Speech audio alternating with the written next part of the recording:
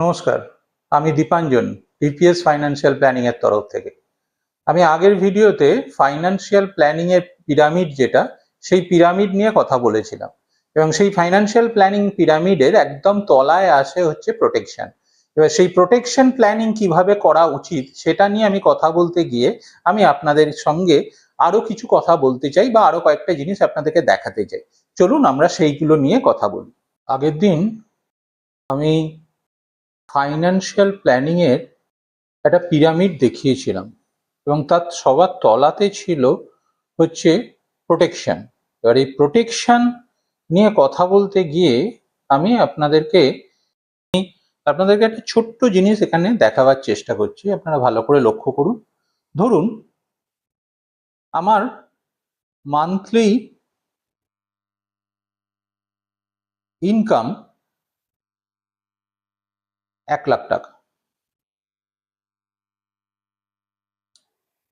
Monthly expenses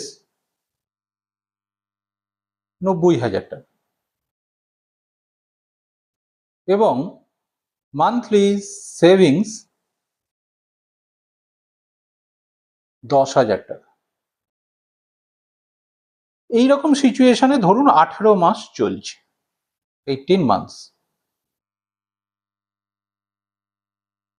এবং তারপরে আমার কোনো অকুপেশনাল ইনকাম কোনো কারণে বন্ধ যদি হয়ে যায়, তাহলে আমার 18 মাসের যে সেভিংসটা হচ্ছে সেটা কত টাকা হচ্ছে? 18 মাসের সেভিংস হচ্ছে 1,80,000 টাকা।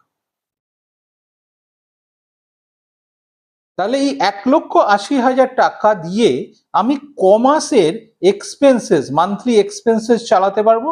সেটা হচ্ছে জাস্ট 2 মান্থস।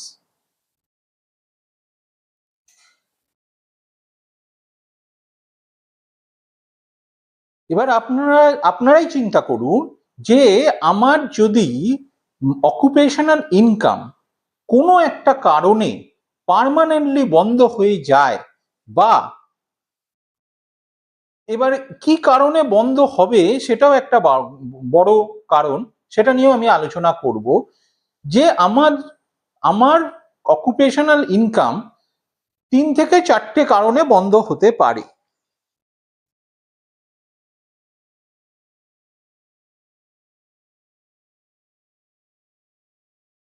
আমাদের গাড়ির গিয়ার হুইলের মতন। গাড়ির গিয়ার হুইলে আমি এখানে 1 2 3 4 5 এরকম করে 5টা গিয়ার হুইল আমি আঁকবার চেষ্টা করেছি। 1 নম্বর গিয়ার হুইলে রয়েছে অকুপেশনাল ইনকাম, 2 নম্বরে রয়েছে কারেন্ট এক্সপেন্সেস, 3 নম্বরে রয়েছে সেভিংস কাম ইনভেস্টমেন্ট, 4 নম্বরে রয়েছে ইনভেস্টমেন্ট ইনকাম অর গেইনস, আর 5 নম্বরে রয়েছে ফিউচার এক্সপেন্সেস। এবার আমরা এই অকুপেশনাল ইনকামটা করছি বলেই আমি কিন্তু বাদবাকি জিনিসগুলো চালাতে পারছি। অর্থাৎ আমার অকুপেশনাল ইনকাম আছে তাই আমি সেভিংস বা ইনভেস্টমেন্ট করতে পারছি, আমার অকুপেশনাল ইনকাম আছে তাই কারেন্ট এক্সপেন্সেস করতে পারছি, আমার অকুপেশনাল ইনকাম আছে তাই আমার ইনভেস্টমেন্ট ইনকাম বা গেইন তৈরি হচ্ছে, আমার অকুপেশনাল ইনকাম আছে তাই আমি ফিউচার এক্সপেন্সেসও করতে পারছি। এবার আপনি যদি কারেন্ট এক্সপেন্সেস এর মধ্যে যাই আমরা, তাহলে কারেন্ট এক্সপেন্সেস এর মধ্যে আমার কয়েকটা জিনিস পড়ে। কারেন্ট এক্সপেন্সেস এর মধ্যে আমার ফুড পড়ে, আমার ছেলেমেয়ের স্কুল ফিস পড়ে, আমার রেন্ট বা মেনটেনেন্স পড়ে, ওয়াটার ইলেকট্রিসিটি বিল পড়ে, ইএমআই পড়ে, ট্রাভেল পড়ে, মেডিসিন পড়ে। ফিউচার এক্সপেন্সেস এর মধ্যে মেজর রেসপন্সিবিলিটি পড়ে, পোস্ট রিটায়ারমেন্ট লাইফ পড়ে, food, clothes, rents, maintenance, water, electricity, travel, medicine, entertainment, এগুলো সবই পড়ে। এবার আমার খালি আপনাদের কাছে একটাই প্রশ্ন, যে এই যে কারেন্ট এক্সপেন্সেস এবং ফিউচার এক্সপেন্সেস, এটা থেকে কোনোভাবেই কিন্তু পাশ কাটিয়ে যাওয়া যায় না, সেটা আমার অকুপেশনাল ইনকাম থাকুক বা না থাকুক। খুব ভালো করে আপনি নিজেরাই নিজেদেরকে প্রশ্ন করুন, বা আমি যদি আমার নিজের উদাহরণ দিই, আমার ধরুন পরিবার রয়েছে, আমার ছেলে মেয়ে রয়েছে, আমার ওয়াইফ রয়েছে। তো সেক্ষেত্রে দাঁড়িয়ে আমার এই যে খরচাগুলো, এই যে স্ট্যাটুটারি এক্সপেন্সেস, এগুলো ফুড, ক্লথ, স্কুল ফিজ, rent, maintenance, water, electricity bill, EMI, travel, medicine, everything, এটা আমার কারেন্ট এক্সপেন্সেস এগুলো থাকবে, ফিউচার এক্সপেন্সেস এগুলো অবশ্যই এগুলো থাকবে। এবার এটা আমি কোত্থেকে করছি, এটা আমি করছি অকুপেশনাল ইনকামের মাধ্যমে করছি। তো আমার যদি এই অকুপেশনাল ইনকামটা না থাকে, অর্থাৎ গাড়ির গিয়ার বক্সে যদি 1 নম্বর গিয়ারটা না থাকে, তাহলে শুধু 2, 3, 4, 5 এই 4টে গিয়ার থাকে, তাহলে কি সেই গাড়িটা চলবে? এটা জাস্ট আমি আপনাদেরকে প্রশ্ন করছি। কারণ হচ্ছে আমার যদি এই অকুপেশনাল ইনকামটা না থাকে, আজকে যদি অকুপেশনাল ইনকামটা অফ হয়ে যায়, তাহলে আমার কিন্তু কারেন্ট এবং ফিউচার এক্সপেন্সেস আমি চালাতে পারবো না, কিন্তু আমার ফ্যামিলির জন্য এই কারেন্ট এবং ফিউচার এক্সপেন্সেস গুলো কিন্তু থেকেই যাবে। তো আমরা যখন প্রোটেকশনের জন্য প্ল্যানিং করি, তখন কিন্তু এই প্রত্যেকটা জিনিসকে অন অ্যাকাউন্ট নিতে হবে, এবং এটাকে যদি আমি অন অ্যাকাউন্ট নিতে পারি, তবেই আমি কিন্তু প্রোটেকশনের জন্য কতটা পোর্শন আমার প্রোটেকশনের জন্য লাগবে, কত টাকা লাগবে, কখন লাগবে, কি কারণে লাগবে, সেটা কিন্তু বেরিয়ে যাবে। এবার আমি আপনাকে আরেকটা জিনিস বোঝাবার চেষ্টা করছি। আমার যে প্রোডাক্টটা হবে, সেই প্রোডাক্টটা অবভিয়াসলি সেটা আমাকে কি লেভারেজ দিচ্ছে। লেভারেজ একটা ফিজিক্সের ল অফ লেভারেজ।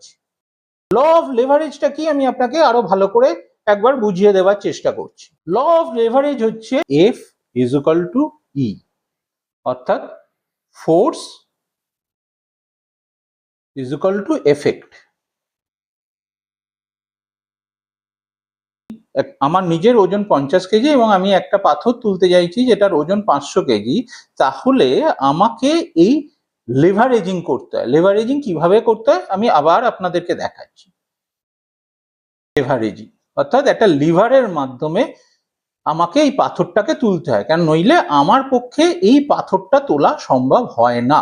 আমাকে তলায় এই ফালক্রাম বলে এটাকে, এই ফালক্রাম দিয়ে এবং লিভারের সাপোর্ট নিয়ে আমাকে এই পাথরটাকে তুলতে হয়। সুতরাং এটা কিন্তু আমার ইনভেস্টমেন্টের ক্ষেত্রে, মানে আমার যখন আমি প্রোটেকশন নিয়ে কথা বলছি, তখন কিন্তু আমার ইনভেস্টমেন্টের ক্ষেত্রেও এই জিনিসটা কিন্তু লাগবে। এবার কিভাবে লাগবে সেটা আমি আপনাদেরকে বোঝাতে চাইবো পরের ভিডিওতে।